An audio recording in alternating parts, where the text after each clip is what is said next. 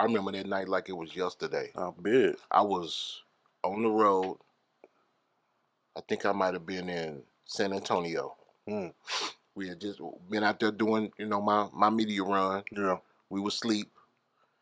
I was asleep. I'm talking about we was asleep. I was in there asleep in my goddamn hotel room. And then out of the blue, my phone rings. It's like about 3, 4 o'clock in the morning. Mm. And, you look at it, it's fucking Spotwood. Mm.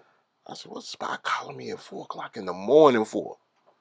And that's the first thing he said to me. I was like, what?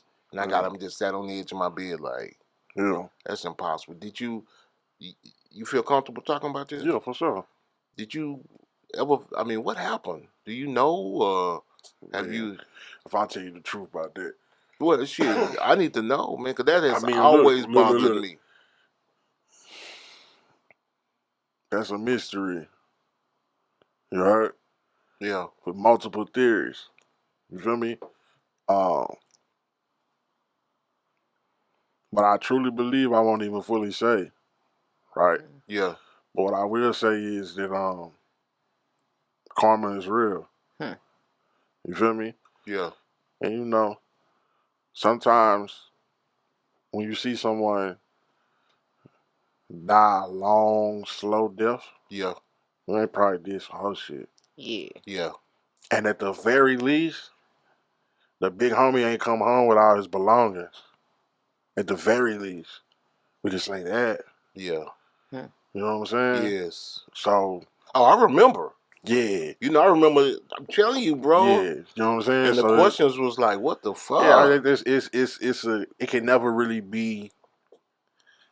It can't really be. We can't even really determine that. Honestly, we can't, because it's not no. He was sick. They on stage performing. He step off to the side of the stage and throw up. Brian, like, he knows something wrong because he handed him the mic. He would never hand him the mic. He throw up, come back, get the mic, go back to finishing the show. Yeah. They leave the show. Yeah, remember that. He in the car. He asked him to pull over. You know what I'm saying? They pull over. He get out the car and lean up against the light pole. He go from leaning up against the light pole to hitting the deck. Hitting the deck. Boom. Out of there. Game over. You know what I'm saying? That's a drugging situation.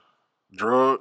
Not drug, but somebody did. Correct. Okay, well, boom. So somebody said that somebody tried to tell somebody that was in that camp at the time. Yeah. That he was smoking weed or something like that, I want to say. And nigga like, I know that's a lie. Your daddy stopped smoking anyway. Can I talk to you about that? Yeah. Okay. When we were recording the Big Al album, featuring Bobo with Already on it, when he approached me, he was living real far out somewhere, living with the dirt road. Yes. I know what you're talking about. He was living with. I can't never remember the name of that time because it was country as a motherfucker. Yes, man. He was living way out there. I don't want to mention. Yeah, I know what you're talking about. I used to get in trouble for eating the plums off the tree before they was ripe. Yeah, I mean, and when I drove way out the way, Plano Richardson, that shit was Allen. He was in Allen, wasn't he? Something like that. Yeah, I think he was in Allen, yeah. And he had me come out there and get him, and to talk. Yeah. And he said, "Man, I've been hearing your drops on the radio. Proud of you. Let's do this album." Yeah. And so we talked about it, and it was just he and I.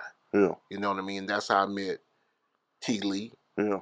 That's how I met Capo and V-Dog. Mm-hmm. And they came, really Capo and T. Lee, myself and Al, we put that album together.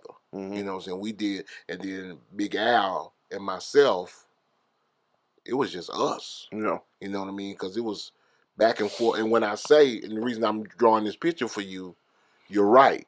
Mm-hmm. He didn't smoke. Mm-hmm. And he drank a little bit. Mm-hmm. Al, but the Al that I know yeah. was Big Cheech. He was Cheech and Chong. Exactly. Back, and then for him to not smoke at all, he used to smoke little Black and Miles and little cigars like that. Yeah. That was it. Yeah. I remember when he got this apartment, I can't remember where it was. I think it was in East Dallas. So I can't actually remember, but Al was almost like a OCD kind of guy. Mm-hmm. You know what I'm saying? He kept everything real neat and straight, mm-hmm. and And in the kitchen, when you open the cabinet, he'd keep his cigars up top.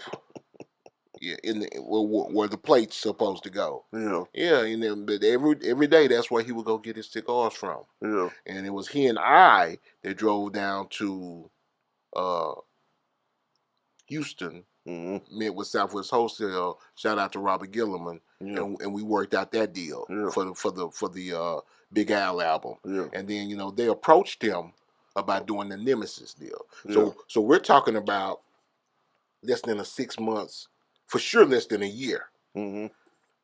So I don't see him going from the whole year and a half that we've been together, not smoking nothing, and keeping his frame of mind straight. To all of a sudden, oh, he on something. Because I heard that bullshit too. Nah, bro, say he wasn't. Somebody else. I ain't gonna throw him out there. You know what I'm saying? Do I know him? Yeah, but he said that he heard that and he was mad. When I met this man, and he sat there and told me the story and everything. He cried. He broke down and cried. We actually ended up crying together. And he was like, bro, your daddy wasn't smoking no more. No, he wasn't. I don't care what nobody say. No, he wasn't. It couldn't have been that because he wasn't smoking. No. And he was like, from that made him always raise an eyebrow because why would you say that? Yeah, that's what got me asking you this, bro. Why would you say that and the man wasn't smoking? Yes. You know what I'm saying? I mean... But it was a lot going on. I'm biting my tongue like a motherfucker, bro. He had a deal on the table. You know what I'm saying? We know that. You know what I'm saying? So, bro, they had basically moved down. I'd never seen nothing like that. Yeah. To where a song got so hot to where they kept getting booked in that one city. So much. They burnt up 20 so much that they had to end up getting a spot down there. I never seen one city book a group every week like that. Every week? For one song? Same nigga told me. He said my daddy told him just come with him. You know what I'm saying? He gonna take care of him. And you said somebody I know. He said, bro, I watched this nigga sell 1,000 CDs in 2 days. They $10 a piece. And break niggas off. Yeah. You know what I'm saying? In Louisiana. Yeah, in Louisiana. Oh, yeah, they was. You know what I'm we had the game. Yeah. Because when we did the Big Al's album, we had gone down there and hooked up with the Garland Sounds. I know you don't know all these people I'm mentioning, the Chos and all that down there in Shreveport. So it was easy for them. The blueprint was laid out. Yeah. I mean, we had all the consignment one-stops, plus the majors that Southwest Wholesale was feeding. Camelot, I can't think of the other ones that they had back at the Sound Warehouse kind of like things. Yeah. And yeah, they was, and to me, yeah, I can believe that. Yeah. Right. I can believe that. Yeah, he was, Shreveport was, I couldn't see nothing like, I never seen nothing like that before in my life though, bro. Yeah. And I was like, damn, that motherfucker went from already, so we had, that already song had everybody. Man, that's legendary. Yeah. Already. And then just said, niggas still saying already. oh yeah, nigga Al said, well shit, we're gonna do this Nemesis. Yeah. It struck gold again. Yeah. No, I'ma get some game tuned in, was super tight. Yeah, I get the low from Big Bobo, from the front seat, not no photos.